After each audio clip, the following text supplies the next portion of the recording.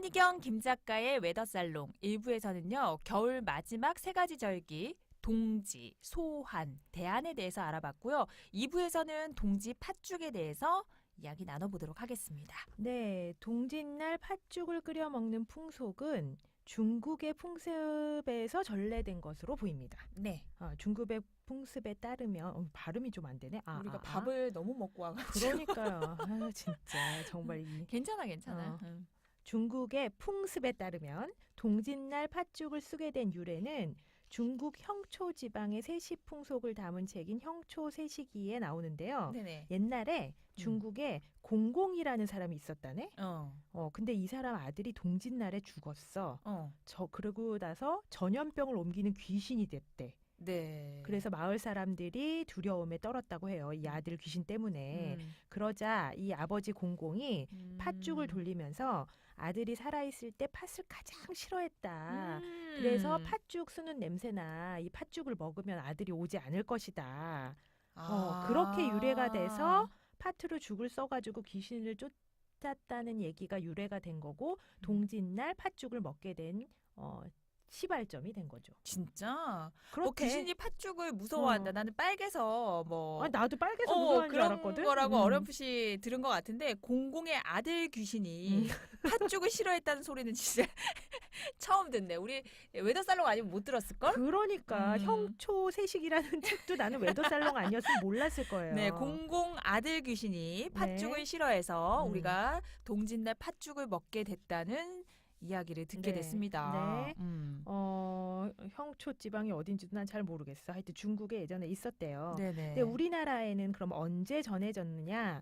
사실 정확한 기록은 알 수 없는데요. 네네. 묵은집이나 익제집 등에 동짓날 팥죽을 먹는 내용의 시가 있는 것으로 미루어 봐서 고려 시대에는 이미 우리나라에서도 동짓날 팥죽을 먹었던 것이 이렇게 정착되었다는 걸 알 수 있고요. 고려 시대 때도. 네. 그러니까 조선 고려 시대의 책에 이미 나와 있었기 때문에 그다음에 조선 시대의 풍속을 적은 동국세식이나 열양세식이에도 동짓날 팥죽을 써 먹는다는 기록이 보입니다. 그리고 오래됐다. 규합청서 난 이거 예전에 역사 시간에 배웠던 것 같아. 네네. 부인필지 이건 잘 모르겠다. 난 이건 들어본 것 같아. 그래? 규합청서나 부인필지 등의 문헌에는 구체적인 조리법이 기록돼 있대요.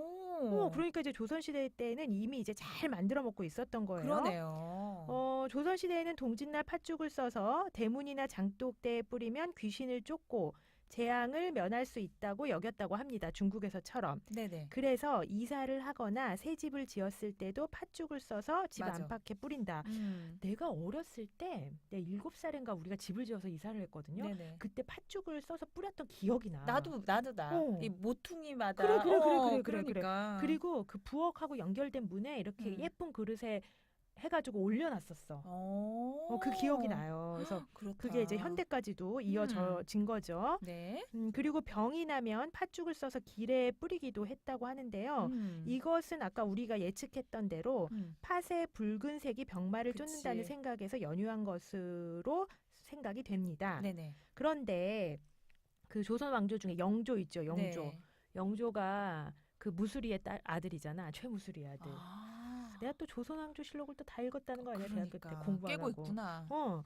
그 영조가 즉위하고 난 후에 근데 사실 영조는 굉장히 똑똑한 임금이었어요. 네. 영조가 뭐라고 했냐면 이런 내용은 믿을 수가 없다. 귀신을 쫓고 이런 건 믿을 수가 없다. 아까운 팥죽을 벽에 뿌리지 마라. 그래서 벽에 뿌리는 행위를 중지하라는 명을 내리기도 했었대요. 이야, 엄청 깨어있는 분이시네. 그러니까. 그야말로 조선시대 때는 미신이 아주 가득한 절대적인 그런 때잖아요. 그 시대에 이런 명을 내릴 수 있다니 좀 신선하다. 그렇죠. 영조는 팥죽과 관련된 다양한 기록을 남겼는데요. 네. 뿌리는 행위를 중지하라고 명을 내린 것 외에 동짓날에 돌아가신 어머니 최무수리 께 다녀오던 그러니까 어머니 묘소에 다녀오다가 거리에 노인들이 너무 많은 거예요. 네. 그래서 그 팥죽을 써가지고 노인들한테 나눠줘라. 식사할 수 있게끔 그랬다는 내용도 실려 있습니다. 야, 정말 어쨌든 이게 음. 팥죽을 동짓날 먹는 거는 굉장히 오래된 풍습입니다. 근데 네. 아직까지도 전해지고 있다는 게 신기하다. 그러니까. 참 지고지순해. 그러니까. 음. 자, 팥은 영양학적으로도 굉장히 훌륭한 식품인데요. 훌륭하죠. 단백질과 탄수화물 외에도 비타민 A, B1, B2, E, 칼륨, 철, 섬유소 등의 다양한 영양소가 다량 함유되어 있어요. 네. 그리고 특히 그 팥의 붉은색을 내는 성분이 사포닌, 사포닌. 체내 항산화 작용을 돕습니다. 그렇죠. 그래서 평소에 쌀밥을 먹는 가정이라면 쌀밥에는 비타민 B1이 부족하대요. 네네. 근데 팥을 섞어 먹으면 균형이 잘 맞는다고 해요. 아, 이렇게 궁합을 맞춰 먹는 거구나. 그렇죠. 근데 뭐 콩밥은 많이 먹어봐도 우리가 팥밥은 거의 못 먹어보지 않나? 나도 팥밥을 한 번도 어떤지 안 모르겠네. 먹어봐가지고.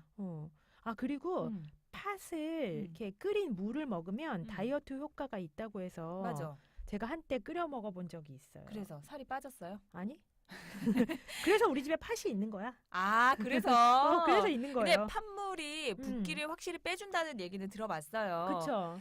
근데 뭐 어쨌든 이제 팥죽 끓여야 되잖아요. 네. 어떻게 끓이는지 좀 알려주세요. 자, 여러분 잘 들으세요. 네. 글로 배운 팥죽 끓이기. 제가 끓여본 적 없습니다. 네. 그렇지만 제가 끓여본 것인 양 잘 알려드릴게요. 중간에 질문하시면 안 돼요. 네. 일단 팥이 물에 잠길 정도로 이렇게 물을 붓고 네. 한 소끔 끓여서 쏟아버리세요. 그 쏟아버리는 이유는 팥이 약간 아린 맛이 있어요. 네네. 그래서 아린 맛을 제거하기 위함이고요. 오케이. 다시 끓일 때는 은근하게 푹 삶아줍니다. 아주 푹 으깨지도록. 그치, 팥죽이 돼야 되니까.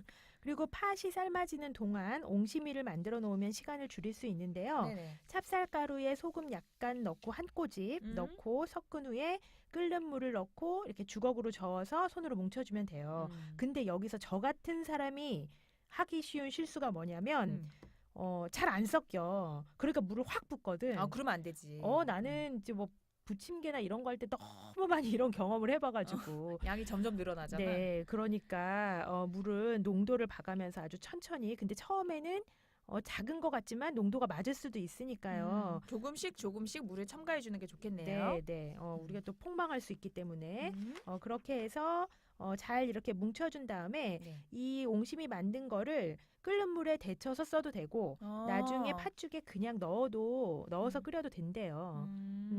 그리고 이 새알심이라고도 하는 옹심이는 나이 수대로 먹어야 한 해의 애군을 떨쳐버린다고 해요. 너무 심하다. 지금 몇십 개를 먹어야 돼요. 이것만 먹어도 배 터지는 거지. 배 터지지. 우리는. 그러니까 아주 작게 만드세요, 여러분. 그러네요. 자, 그럼 이제 옹심이도 만들었죠. 옹심이 만들어지는 동안 팥이 이렇게 푹 익었습니다. 네. 그러면은 이제 이거를 그 고운 체에다가 내려줘야 돼요. 으깨가지고. 그래서 그 내린 물만 쓰시는 분도 있고 앙금을 쓰시는 분들도 있다 하더라고요. 좀 으깨가지고 약간 넣으면 되겠네. 네네. 거기에다가 불린 찹쌀을 넣고 그냥 죽 끓이면 되는 거예요. 생각보다는 어렵지 않네요. 네, 생각보다 어렵지 않아요. 그러니까 막 이렇게 복잡하고 이러진 않는데 그냥 귀찮은 거지. 잘 안 해먹으니까. 우리가 잘 안 해먹으니까 이게 한번 하기가 부담스러워. 그리고 맞아. 나는 어릴 때 그 팥죽을 끓이는 엄마 모습을 보면 그 스탱 같은 거 있잖아요. 그래. 엄청 이만한 옛날에 맞아. 그 빨래 삶던 그 정도 사이즈에 막 팥죽을 이렇게 끓이는 걸 봐가지고 나는 그 양도 감당이 안 되고 뭔가 엄청난 일을 하는 것 같은 느낌 있잖아. 우리 엄마도 그랬다. 그냥 자체가 부담스럽네. 그리고 식구도 몇 명 없고 팥죽도 좋아하지도 않아. 맞아요. 그러면 그냥 저처럼 외식 찬스 쓰는 걸로 요즘 죽 체인점 많잖아요. 지금 다 프로모션 중이에요. 동지를 앞두고. 땡죽 이런데. 땡죽. 거기에서 이렇게 사다 먹는 걸로. 맞아요. 혹시 만약에 이렇게 직접 만드신 분이 계신다면 이렇게 인증샷 찍으셔가지고 게시판에 올려주시면 저희 선물 나갈게요. 네, 좋아요. 그러면은 이제 뭐 팥죽도 끓였고 배도 부르고 김 작가의 픽업북 소개 부탁드립니다. 네, 오늘 소개해드릴 책은 보도 셰퍼가 쓴 어린이 책입니다.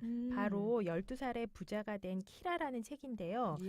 어린이 책이지만 어른이 읽으면 더 좋은 책이에요. 사실 저는 이 책 읽으면서 제가 느끼는 바도 굉장히 많았거든요.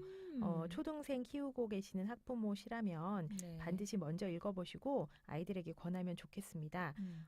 꿈을 이루기 위한 동관리법을 배우다가 부재예요. 음. 이 12살의 부자가 된 키라는 사실 어린이 경제 동화로 정말 꾸준히 사랑받은 그 스테디셀러예요. 그래서 우리 뭐뭐한 키라, 뭐뭐한 키라 이렇게 후속이 네. 굉장히 많이 나왔고 어. 아마 우리나라 작가님들하고 그 어떻게 됐는지 그 상표권을 사왔나? 우리나라 작가님이 쓴 뭐 마음 부자가 된 뭐 키라 뭐 이런 책들이 계속 나오고 있더라고요. 주인공 키라가 스스로의 힘으로 미래를 설계하고 자신감을 키워나가는 과정이 재미있게 그려져 있거든요. 네. 근데 이렇게 현재를 위해서 올바르게 쓰고 미래에 더 나은 삶을 준비하기 위해서 돈을 모아야 하는 이유 그거를 재밌게 써놨어요. 사실 우리 그 경제 교육이 쉽지 않아요. 쉽지 않아요. 그리고 요즘 애들은 너무 풍요롭게 크고 있기 때문에 맞아요. 이런 교육이 반드시 필요해요. 지혜롭게 쓰고 지혜롭게 모으려면 맞아요. 어떻게 해야 된다라는 내용이 나와 있기 때문에 맞아 언니 지혜롭게 쓰고 지혜롭게 모으는 게 진짜 중요한 얘기인 것 같은데 우리 애들이 진짜 풍족하다 보니까 그동안은 이제 제 주머니에서 나가는 거는 너무 아낌없이 쓰더라고요. 우리 그럼요. 큰아들 같은 게 지금 11살인데 12살에 부자가 된 키라도 있네. 예, 내년에 부자 돼야 되겠다. 그러니까 부자가 어쨌든 돼야 돼. 근데 걔가 용돈을 받기 시작하면서 어느 날 제가 이제 가서 어디서 만나기로 했는데 그 사이 시간에 편의점 가가지고 물을 좀 사달라고 했어요, 제가. 그래서 엄마 도착하고 바로 출발해야 되니까 네 돈으로 엄마 물 좀 사달라고 그렇게 얘기를 했다. 그랬더니 전에는 내가 카드 주면서 엄마 이거 좀 사다서 와줘 이렇게 내 돈을 줄 때는 막 에비앙도 사오고 이러더라고요, 걔가. 근데 나는 그런 거 아깝거든. 근데 그렇지. 지 돈으로 사라 그러니까 제일 싼 거 있잖아, 언니.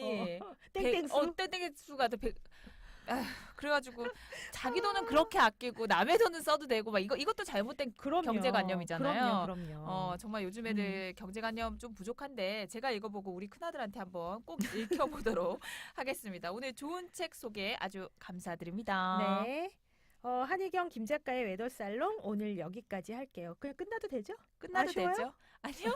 다음 시간에 만나요. 제발!